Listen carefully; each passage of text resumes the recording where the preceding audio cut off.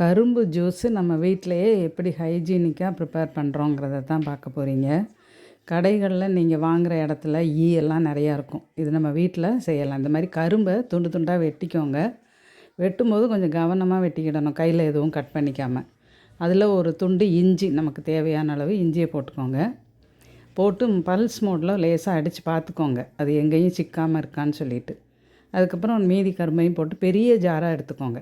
அந்த ஜாரில் மொத்த கரும்பையும் போட்டு இந்த மாதிரி அரைச்சிட்டிங்கன்னா வந்துடும். இதை ஒரு பெரிய வடிகட்டி எடுத்து அதில் மொத்தமாக கொட்டிட்டு நல்லா பிழிஞ்சு எடுத்தீங்க அப்படின்னு சொன்னால் அந்த கரும்பு ஜூஸு அதில் வந்துடும். இந்த மாதிரி நீங்கள் பிழிஞ்சு எடுங்க. இப்படி பிழியும் போது அந்த கரும்பு கரெக்டாக அந்த சாறு நல்லா வரும். சின்ன குழந்தைங்களுக்கெல்லாம் கொடுக்கணும் அப்படின்னா வீட்டில் நம்மளே சுத்தமாக செஞ்சு கொடுக்கலாம். ஒரு பாதி கரும்பு எடுத்ததுக்கு எனக்கு ஒரு 1.5 டம்ளர் ஜூஸ் வந்தது. நீங்கள் உங்கள் வீட்டில் இருக்கிற ஆட்களுக்கு தகுந்த மாதிரி நீங்கள் கரும்பை இது மாதிரி கட் பண்ணி போட்டுக்கலாம். கட் பண்ணுறதுக்கு கொஞ்சம் பொறுமை வேணும்.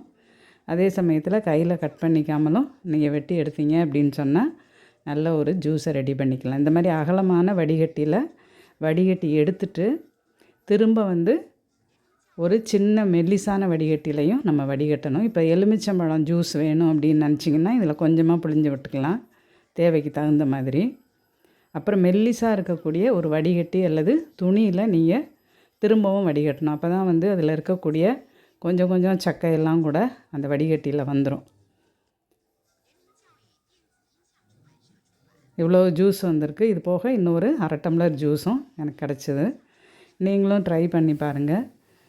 ரொம்ப ஈஸி, பட் கேர்ஃபுல்லாக செய்யணும், அவ்வளோதான்.